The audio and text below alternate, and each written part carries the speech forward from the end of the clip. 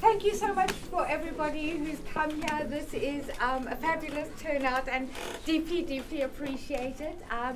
So for those who don't know me already, I'm Stacy Hardy and I teach in creative writing here at Wits, but I've also had the enormous pleasure of working with these very, very talented young people from Hillbrow for the last, well, I think about 2 months now that we've been kind of going with the project. And it was a project that sometimes you have a dream. And sometimes those dreams go nowhere and sometimes they go somewhere. And I've always been in love with Aimé Césaire's long poem, A Notebook of a Return to the Native Land, from the first time I encountered it. And I've been part of reading groups in Makanda where we used to just get together once a year and read the poem out loud in one sitting just as a work. And I think that what really strikes me about the poem are a couple of things. First of all, it's the richness. It's a surreal work. It was produced, Aimé Césaire is a Martinican poet, and it was produced as a statement of really revolution. It's a statement against colonial oppression and a calling for something yet to come, which is not yet here, but that's something. So it evokes a revolution to come, while also documenting incredibly beautifully what colonialism does to society. And I think that one of the things that really struck me is the richness of the language of the poem, and that ability to take so much ugliness of our history and make it just into something astoundingly beautiful just through the power of poetry.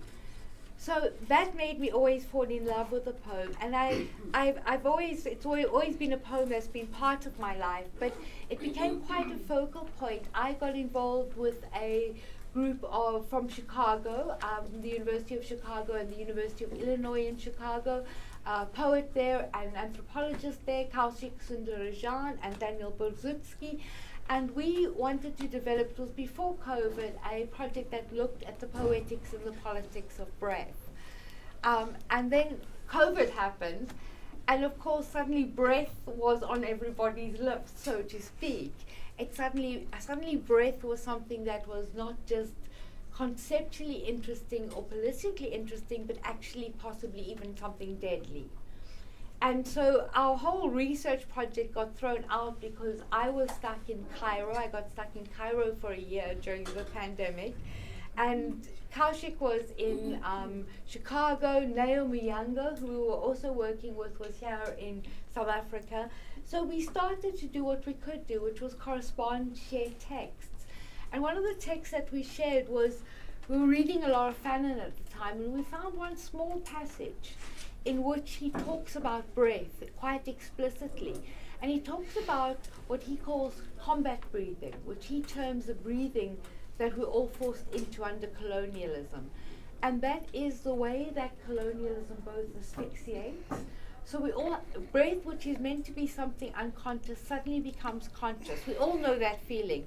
When we feel oppressed, when we feel trapped, when we feel afraid, when we feel hurt, suddenly your breath is something you can hear in your throat. It becomes something much more vocal and much more forthright than just something unconscious that you're not thinking about.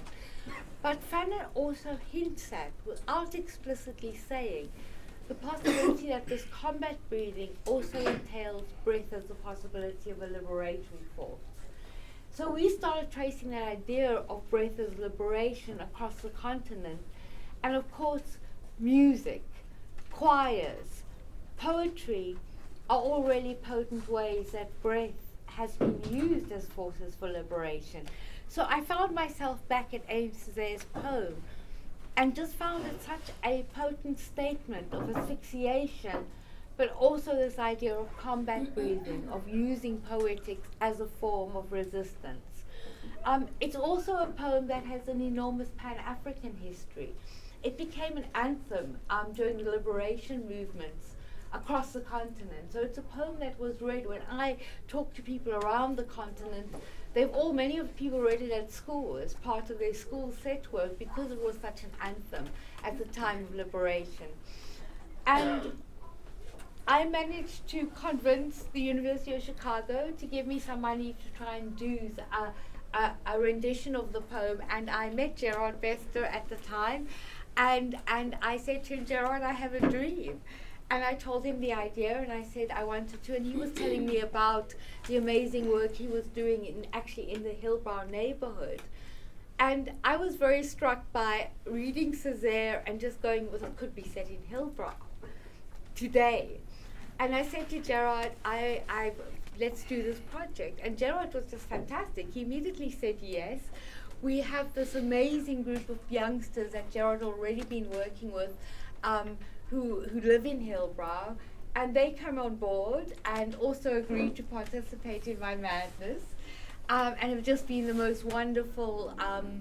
I've learned so much from these guys about South Africa, South African life. So that whole opportunity to engage with young people here around a text, and people who say that young people don't like to read, that young people don't like to think about politics, that young people don't like to get into poetry, should come and meet people in Hillbrow. You guys are just hanging out in the wrong neighborhood. Because these guys are just absolutely killer, love poetry, have been reading the text very deeply, and have done their own performance. But that is more than enough of me. I want to hand over to the important people, which is first of all that Gerard is going to tell us a little bit about the Windybrow, and then we'll hand over to Nhlanhla Mahlangu, who is, we were very, very blessed on the project, who joined us as a director on the project. He is an internationally renowned director and somebody whose work I have admired for the longest time. So I just feel enormously privileged to have him as part of this, and I'm very thrilled he can be here today. And he'll talk a bit more about the work that he's been working with these guys. They produced I'm forgetting to talk a little bit about the process. So what we did was we worked on developing a new text that takes Aimé Césaire's poem and transplants it into Hillbrow. So we try to think about what does surrealism mean now? What does liberation and revolution mean for us, for teenagers, for them really, not for me even, but in this moment living in Hillbrow. And they literally have transplanted not only the language that the poem is spoken in, into their own language, a mix of English and the other languages that they all speak in Hillbrow, but like how we speak on the streets. But they also have changed the imagery into Hillbrow and written their own long poem in response to Aimé Césaire's that uses a lot of the surrealism and a lot of the playing with disjunctive language and rich language and imagery, but taking it into a very different context and making it their own. So they will present some of this work for us today, but now over to Gerard and the important people.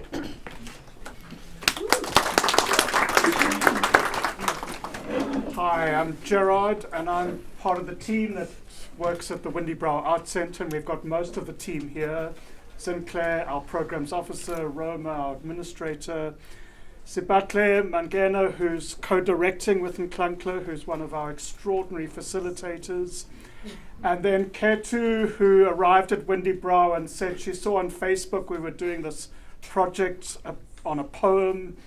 And I said, well, come back in the afternoon and just meet Stacy, and she remains with us. So the Windybrow Art Centre, situated in the heart of the inner city of Johannesburg. It's a former landlord's heritage home. It's become a nursing college. It's been a army barracks. It's been a hostel. And then in the mid-80s became a theatre and an arts centre and remained so.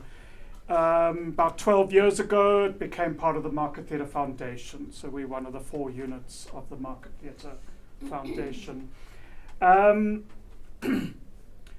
We have many artists that arrive at Windybrow looking for work, but also artists who bring projects with some nice funding attached to them. And Stacy arrived at Windybrow with this extraordinary project. But these projects never are guaranteed. We don't audition. The youngsters that are part of our project are not forced to be there, they choose to be there. And if a project does not interest them, they will just not attend. And I speak from experience, from hard, bitter experience.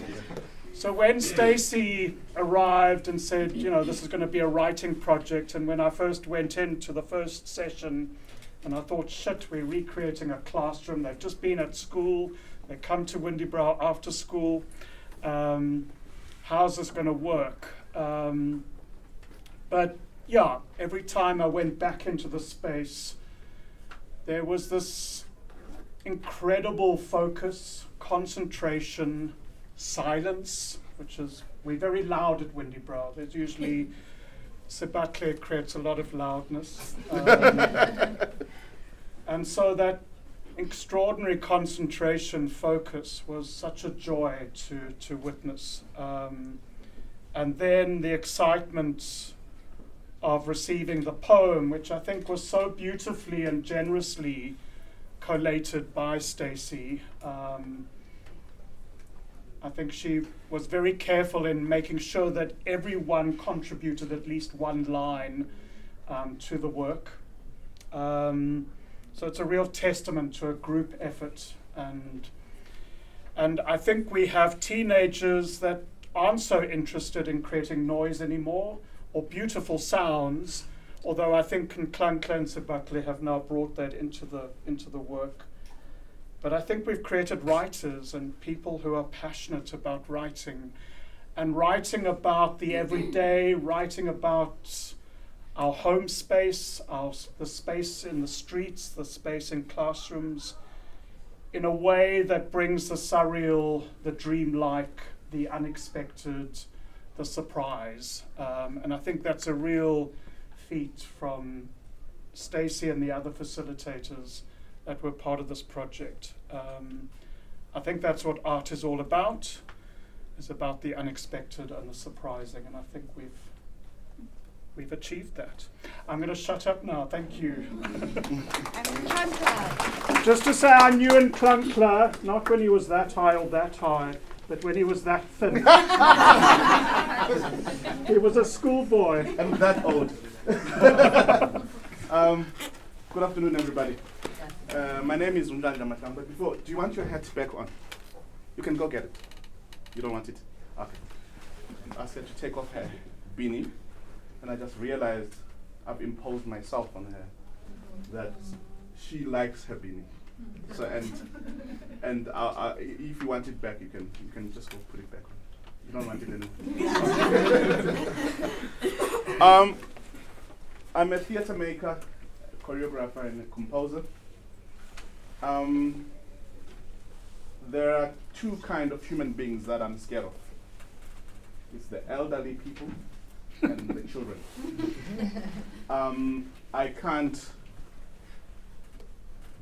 I find it very difficult to work with the elderly and the children. And being in the middle, I'm very much aware that when you are in the presence of children, you have a very, very important task of making or breaking, because children are very susceptible and they're very powerful. And being a parent myself, I know that too well, that what you output in front of the children, it goes a very, very, very long way. And to carry that responsibility is nerve-wracking for me. And first time we had to work with a combination of children and the elderly together, I had a panic attack. I got very, very sick. I could not do the project. Gerard was there, and it literally had to ask to be excused. And we got another opportunity to work with teenagers. I got sick again. And I realized that this cannot go on. And I literally had to cancel a whole tour in New York that I need to overcome this fear.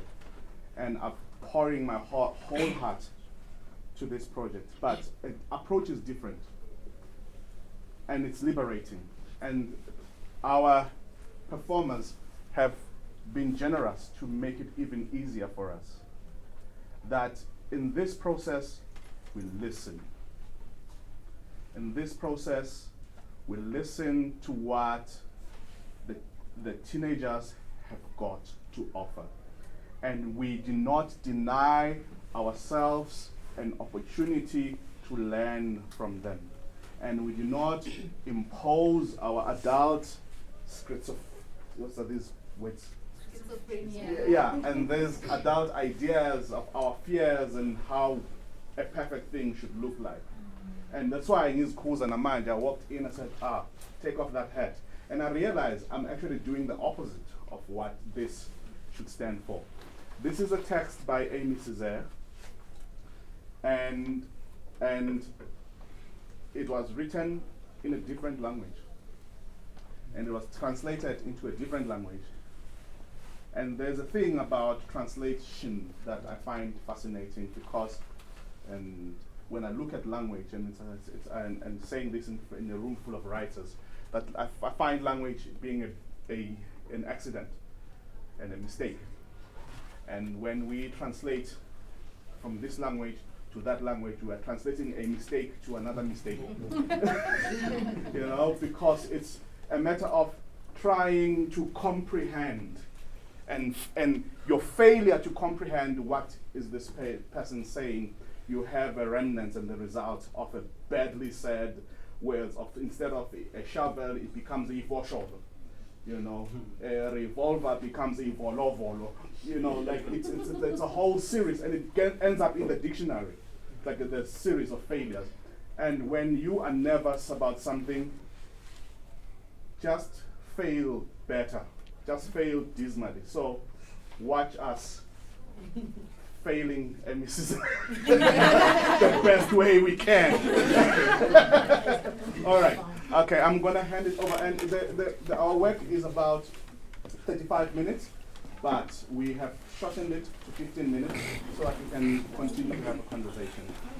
So we'll hand over to them to perform, and then we'll open it up to you guys for conversation. And they're going to join us in conversation, so please don't ask them. The tall ones go back. Okay. There are a few seats left here if people are looking for seats.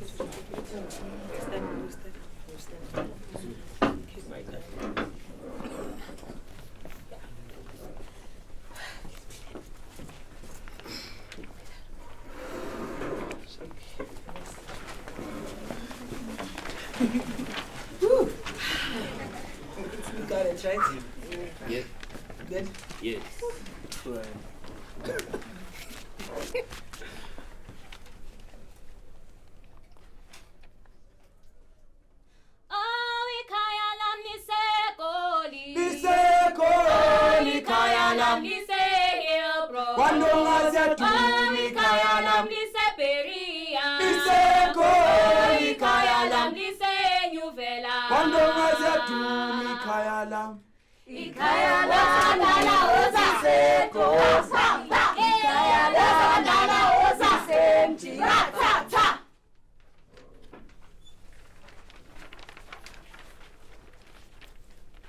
In the starved hours of the night. Get away, I said. You bastard! As a homeless man ran in the rain, dragging his sleep to look for a shelter. The breath of inexhaustible thought, of men arrested, staring with hungry eyes from behind the bars of a police truck. The drunken breath of a beggar at the end of happy hour. Basi oyo ezokita. The frail light of black windows, hungry, hail marked with bullets, minds blown to bits by drunkenness, Hillbrow swimming in the gutter mouth of this city, in these streets of dust. A group of people shout, "Set the monsters free!" An anguished malaria call, as the men head a river of sewage, a bed of rubbish, rising on the far side of a disaster. My mother, whose daily and nightly feet pedal for our never-tiring hunger. A hunger that bloats and eats stomachs. Ah, moya liboma ezomata. The singer whose teeth rasp into the last soft flesh of the last hours of the night. At the end of the last hours of the night, the earth is its own forgotten ground, a forgotten people. Consumption, disowning all freedom, at the end of the last hours of the night.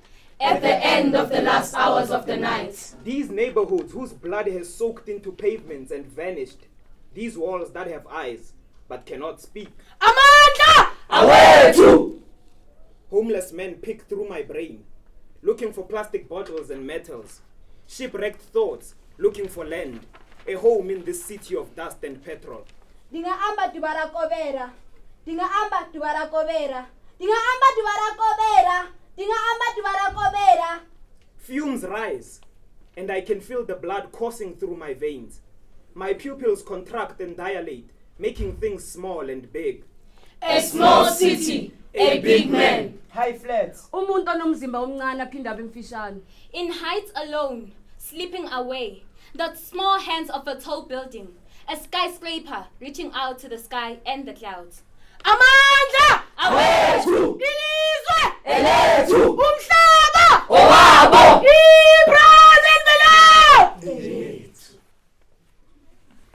The humbling hands igniting the wounds of your community. A burned out substation and the fading electricity, leaving us enslaved to our sorrows.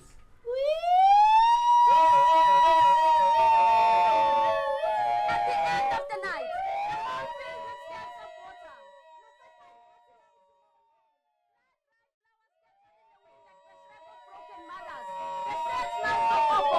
the leaves pattered in desolate distress.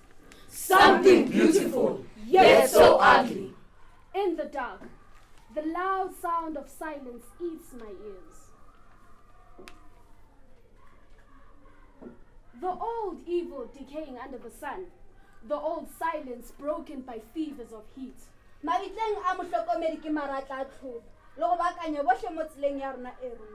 At the end of the last hours of the night. At the end of the last hours of the night. Life flat on its face. Miscarried dreams of young men. Every corner of the street owned by Tsotsis.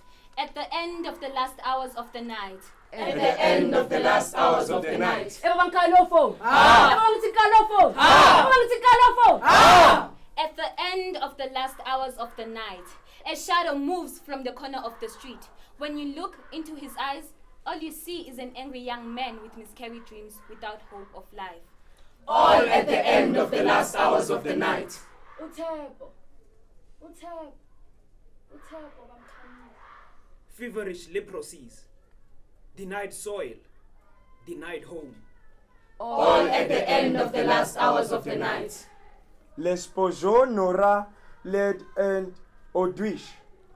All at the end of the last hours of the night. The city disowns, hides in dismay. Feet, legs, calls for this to end. A crowd of disowning, refusing to bend. A feeble audience that disintegrates as quickly as they gather. Eta! Ta! Ta! Ta! Eta!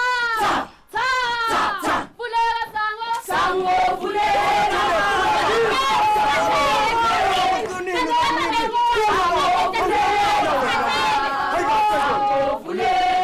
If cruelty was a person, he would be my father. I panic once he enters the house. He is announced by a song. He carries a stick of pain into the house. I disappear into the thirst for Coca-Cola, the thirst for new beginnings, the uprising of blurred childhood dreams, when I used to take the wings of my joy and fly above the city. At the end of the last hours of the night. At the end of the last hours of the night. At the end of the never-ending night, this city restored to the streets of my childhood the taste of black sausage, throaty discards blazing with spice, and stock choir leader. A December not Decembering like the other Decembers who Decembered. It didn't want to join in the public. It didn't want to vibe in the street. All right,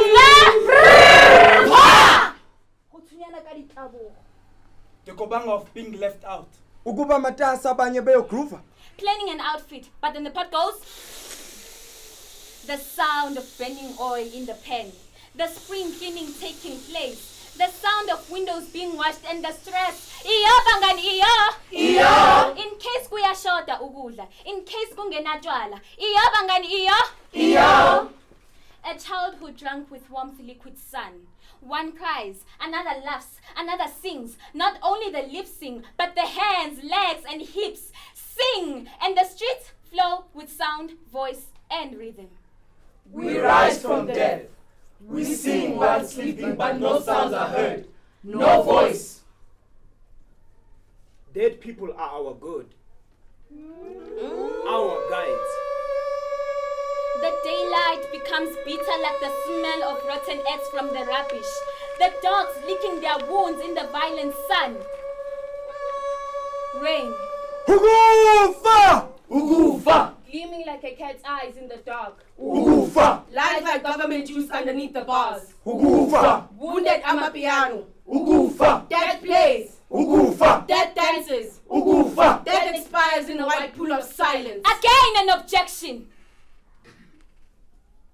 Only one. Let it be only one. I have no right to assess life by this black handspan. To reduce myself to this little ellipsoidal nothing trembling 4 fingers above the line. I, a man, have no right to deny creation like this. Let me be contained between latitude and longitude. At the end of the last hours of the night. At the end of the last hours of the night. I am cut off from the basic needs of life. Such meek nothingness is like a splinter under my nail. The horizon is too short and nervous as a jailer. Treasure? Let us count it. The madness that remembers. The madness of crazy honk sounds of cars in traffic. The madness that sees. The madness of izibhedlela zamahlanya. And you know the rest, that 2 and 2 make 5. That Nugget Street meows like a cat. Mo ileng gore motho o senang le gae o goga trolley e tletseng dithinko tsileng gafetsa gafetsa. Il y a pour ceux qui n'ont jamais rien inventé, pour ceux qui n'ont jamais rien exploré, pour ceux qui n'ont jamais rien dompté. Il y a pour la joie, il y a pour l'amour, il y a pour la douleur aux pistes des larmes réincarnées. Who are we? And what? Admirable question. By looking at the flats, I have become homeless, kicked out of the flat, my home. Ke ikepetse le bitla ka dikoloto tse ngata. In this city full of cavities, by thinking of foreign thoughts, I have become a foreigner in an unusual place full of sewage. Mo ileng gore motho o bana le manga ka tlasa maoto. The badge of the fake pastor, where the money drowns. Lekwala.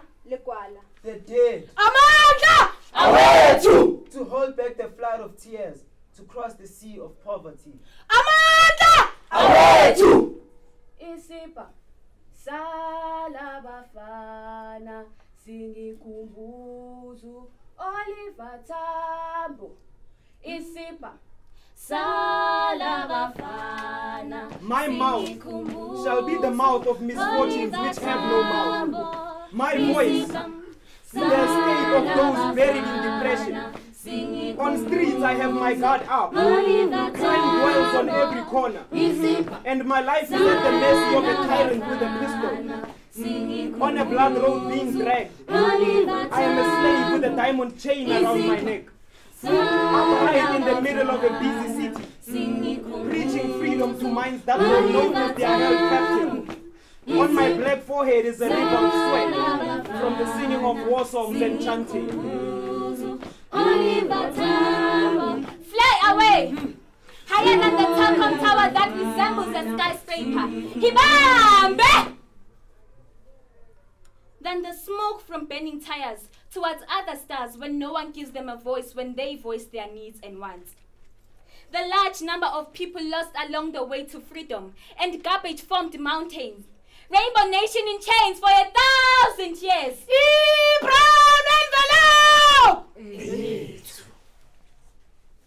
We sing of dead leaders, bursting in memory of anger, skies of love struck by fists of blood, mornings. The white burning of electric cables, the sinking of wrecked lives in the middle of nights full of the smell of wild animals. Ngenzi, Kufanele ngiqale. ngiqale ini? The only thing in the world that's worth beginning. The end of the world. Oh, ikaya lam nisekoli. Nisekoli, ikaya lam. Nise Hillbrow. Wandonga ziyaduma, ikaya lam. Nise Beria. Nisekoli, ikaya lam. Nise Nyuvela. Wandonga ziyaduma, ikaya lam. Ikaya lami lise Jozi, ikaya lami lise Mjiba, ikaya lami lise Jozi, ikaya lami lise Mjiba, ikaya wazandala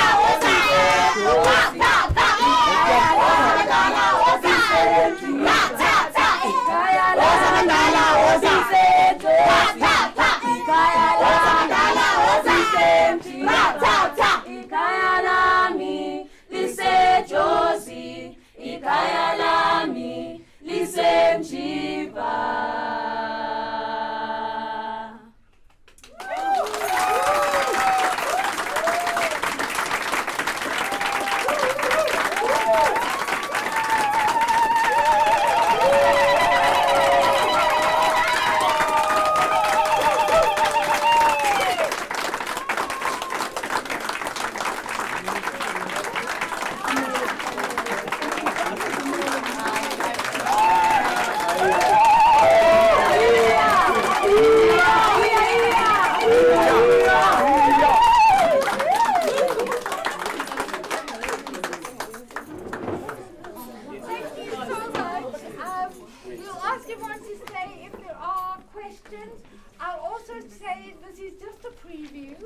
If you want to see the full work, it is going to be performed at the Center for the Less Good Idea as part of the new series of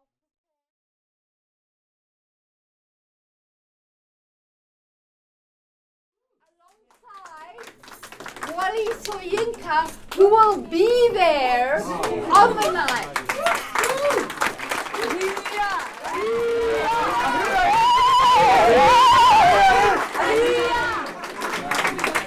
So please, I think bookings should be open pretty soon. Go to the Center for the Less Good Idea website, book your tickets. If you miss out, there is another opportunity to see an even more developed version for Youth Day in June. We will be doing another performance again at the center where we'll be taking the production even further. That one will be, we won't be using the scripts. And we'll be moving through it as well. So you're just getting the first versions, but it's got a long life ahead of it. And for those of you who have money, who would like to book these extraordinary people, who would like to invite them to come be your future students, just speak to Gerard. He will put you in touch with any of the superstars. So I don't know if there's any questions for Nhlanhla, for Gerard, for these guys. You want to sit down? Gotta give you. Sorry.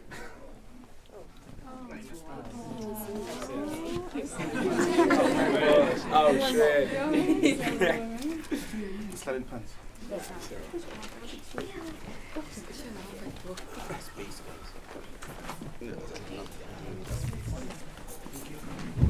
I have ordered. Yeah, if there are questions, anywhere. So yes, and then we'll go to there and then to Philippa, and then we'll keep going. We'll take those first three first. This was so incredible. Like, my mind is blown. And I'd love to hear from you guys, what was the experience like of reading Césaire and thinking Césaire from Johannesburg and from like 2024 as teenagers living now? Like, how did you what was the feeling like of working through this work, and what was your experience? Any thoughts? Just love to hear. It feels great because like it expresses what happens in the inner city, and yeah. It sort of gave us a chance to like observe our surroundings, and it was kind of sad noticing a few things. That a lot happens, people get killed, people die a lot, but when it's my group, I have to be proud of it at some point. At first, it was difficult at first because the poem is very long. But then, when once we started breaking down the poem, adding a touch of Hillbrow, it became fun, and then we gave it our own life, if I can put it that way. Yeah, we gave it our own life, which made the poem more understandable and relatable. While reading the poem, and it is a surrealist poem, right? Surrealist means beyond real. That means it's beyond reality. But when I got to observe the things we have grown accustomed to as the youth living in such a neighborhood, those things are beyond real, because someone can get killed right in front of you, but it is normal, but it's not supposed to be. That is beyond real. So the surrealism became real to us, and I became more aware of the things that happen around me. Instead of growing accustomed to those things, I have to notice that this is not okay. Questions, yes. You've answered what I had initially wanted to ask you, but now I want to ask you, what had been said before, that young people don't like to read. How do you feel about that expression now that you've gone through such a long poem? Yeah. I would say it's not true. It's just we just need the right person to come to us and interest us into doing what we're doing. I never knew that I could sit down and then think of a piece to write and then write it and to look nice until Stacy came to me like, this is how it's done, and then you do it like this, and then I just used my brain and then came up with something, and yeah, that was it. Okay, with me, I do enjoy writing, but I sometimes feel it's not worth being expressed or being shown to people. So at times I could write something down, then throw it in the trash or something. But with what Stacy did, giving each and one of us having to, the writing process I didn't like, because it was a long writing process, but to actually see what she did with our ideas and bring it in as one thing, it was amazing. Especially seeing the script for the first time, I'm like, what? This is what we wrote. That's amazing. But yeah. Yeah. Oh, I just wanted to ask, who of you speaks French? I don't speak French, but I read French. Okay. So did you feel like, when you were doing it in English and you were translating it and breaking it down, did you find that it was easier for you, or did you take the part of being the kind of interpreter? Well, we worked from the English text, so we worked from a translation. Okay. So we didn't work from the French, obviously, because we only have one person who reads French in the group. So we worked from the English text, and we did, as Nhlanhla was saying, it was a translation or a mistake of a translation of a translation. Okay. So it's one process further along the way. So we actually did work with, but we also thought it was important to bring in some of that traces of that history, and also as a language that is spoken in our city. And are any of you interested in learning French so that you can? Yeah. So we've got some French lecturers here that teach French. Any other questions? Comments? Yes. Just a comment. Thank you very, very much. Thank you so much. But I think I'm just so interested in this whole conversation now around the mistakes in the translation and all this, and like it speaks so beautifully though, and displays so beautifully back to the quality and like the elements of surrealism that like familiar meeting unfamiliar and like what happens there. Thank you. Thank you. Thank you. I mean, I think this was something that they just picked up like that. Like, there was something about, I think, young people who were just really open to that. Okay, we can throw that together with that. You know, so we played a lot of surrealist games as part of the process. The first process, we played a lot of surrealist games. We played with doing cut-ups. We played with, you know, changing just this phrase and changing that phrase. And we, you know, and there was this wonderful thing where we also just gave ourselves permission. It was like, well, we don't know what this word means. Well, just what do we think it means? What does it sound like it might mean? So we also took those kind of liberties of just claiming it and saying, no, we actually know what's going on here and we're going to do this. Yeah, more questions.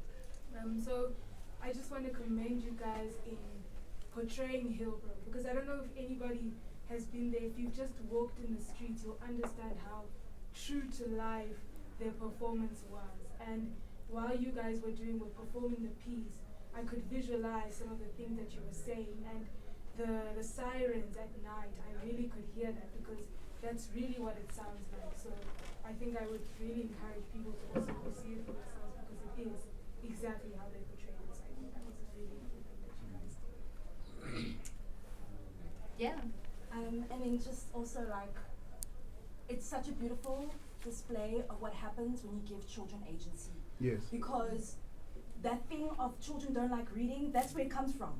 It comes from teachers just like piling children with information. But when you actually give children a chance to, because they're not empty vessels, to actually talk and to think and to have critical thought, like. Like I said, I learned so much more from these guys. I say, you know, they're my teacher. They say, Stacy gave us the stuff to do. These guys, like, you know. And like Gerard said, you know, when they didn't like something, it would just be like, okay, that wouldn't work.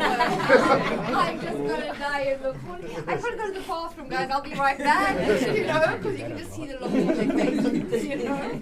So in that way, it was, you know, and I think it's also, you know, for me it became about friendship, and there was always that thing with the Windybrow, which has been really special. Where's Gerard and the rest of the people there? From the minute I came in there, it was just extraordinary friendships and just wonderful, exciting conversations and just so much love. And from these guys as well. These guys are now my friends. They're not, you know, really, they're the good best friends you're going to have. If you guys want to hang out with people, these are the ones. Yeah, more questions. Yeah. So I just wanted to commend you guys. You guys tapped into like this group consciousness thing, which was just incredible. Like, there were so many voices and they all came together so beautifully.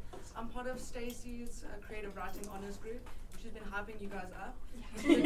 She did not do it justice.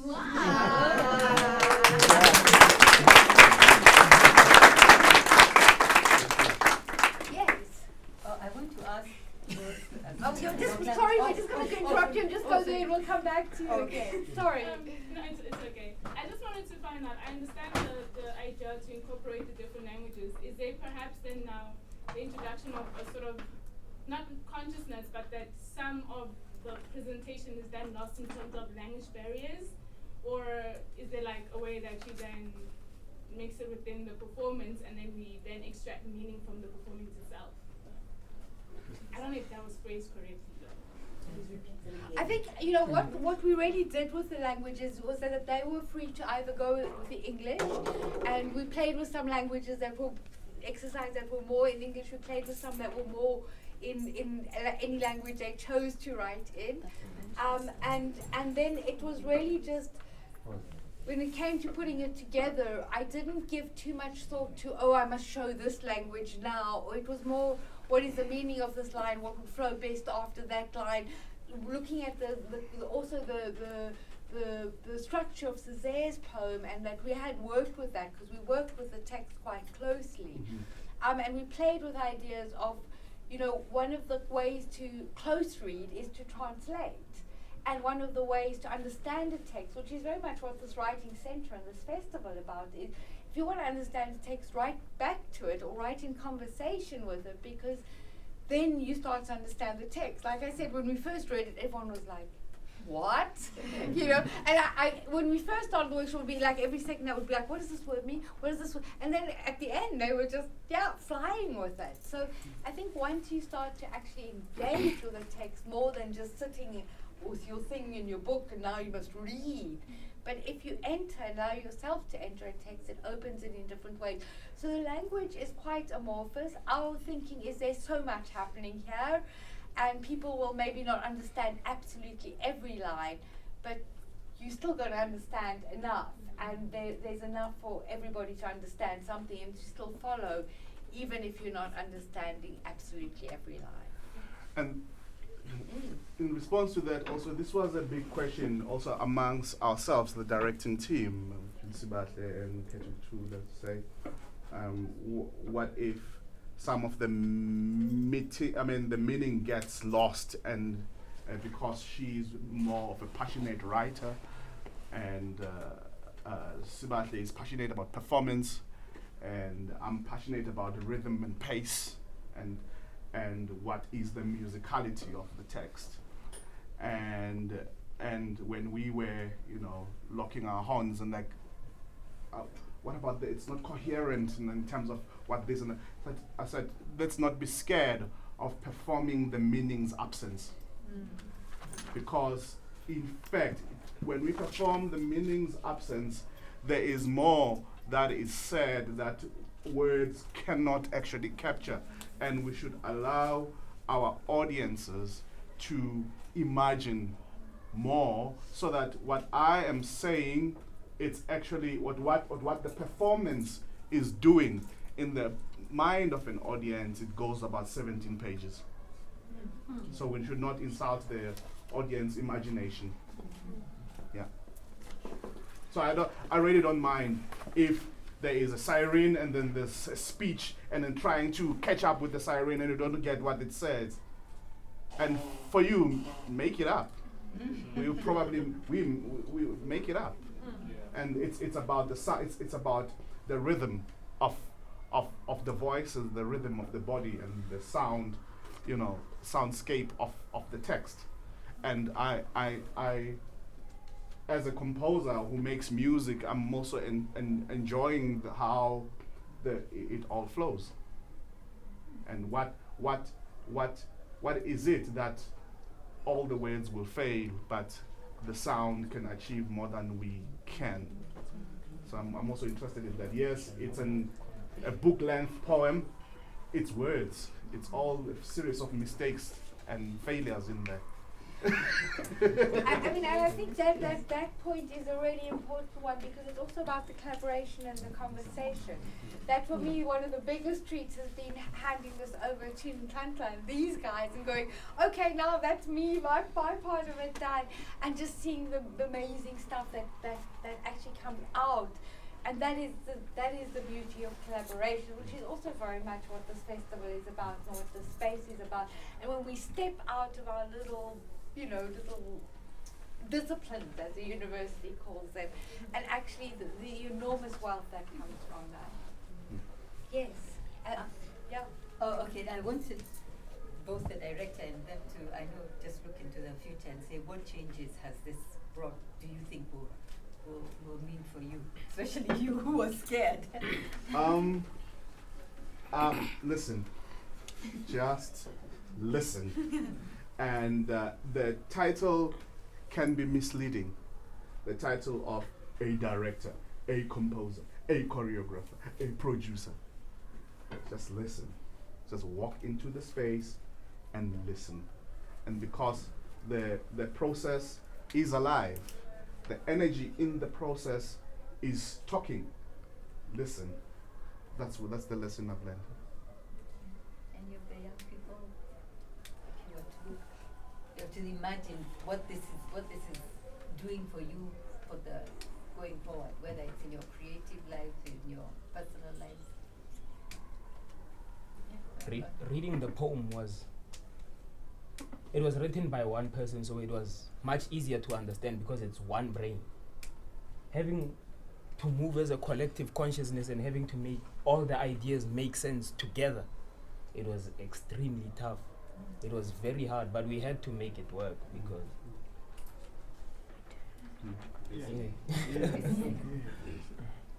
Oh yeah, I was saying, I think it will bring awareness of how children grow up in the city of Hillbrow. Yeah. it will bring that awareness. As a girl who grew up in the streets of Hillbrow, it's kind of hard not being influenced by what happens, especially as girls. It's hard not being influenced by what happens. But with the knowledge of telling yourself that, I want to be different, how about I use my difference usefully? Now, going to the theater is on some, it's tiring, but I get there. At least this, it is. So you get to the theater and now you get to write. You're right. You get to be told, you're given a piece from the actual poem, the Césaire poem that you have to translate. Now I have to translate that paragraph you're given into the things I see around. So what I realize is that there's nothing I can change about my surroundings, but how I put it on a piece of paper is what I want it to be.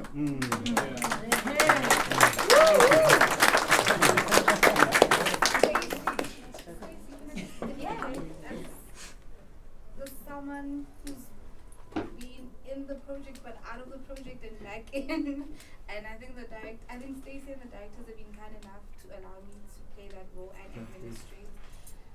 I have seen a significant change in these individuals.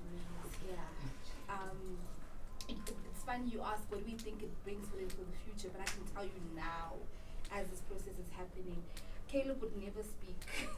And to be here in a room of strangers and have Caleb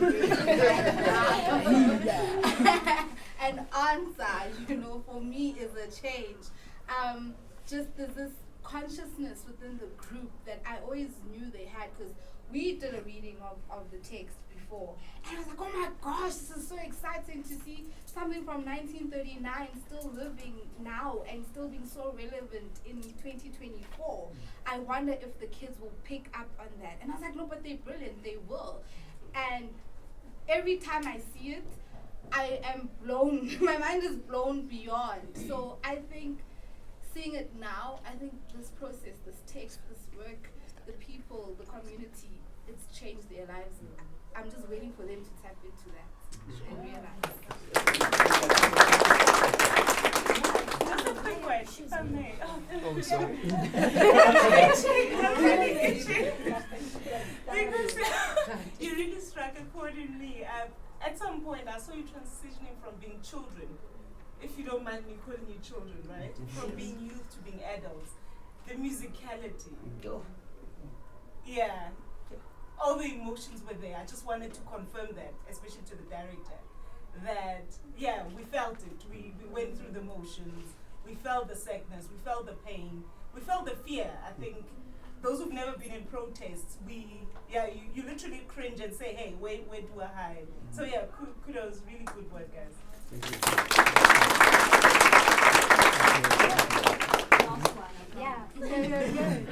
It's just, I think it's so cool that Amy's work, he was obsessed with the fears around, what would it mean for black leadership in a decolonized world. And he didn't know if that existed. He knew, but he wasn't sure if that situation could happen. And so, with what the young lady just said now about, also being able to recognize and know that you can create your own future, that's a leader right there. All of you recognize that, just makes his fears go away, and that's cool. I think we'll start wrapping up now. So one more question. Yeah, it's fine, please. My approach going into the poem, it wasn't really just reading a poem, translating it into what I live or. It was more about, I grew up in Sonqoba. That's a very violent environment. So coming to Hillbrow, there is no difference. Yeah. So going into the poem, I was really writing hoping to make the reader aware and hoping that it reaches someone who can make a change. Instead of people they grow up in a bad neighborhood. Those who make it out are lucky enough to go to therapy and whatever, then they hope to forget all those things. My approach was, let's make people aware so that we can stop people from being traumatized so they can go to therapists. So it was stopping it instead of making people aware that we live like this. It was making them aware, like, please, let's stop this so the next generation doesn't have to live like this.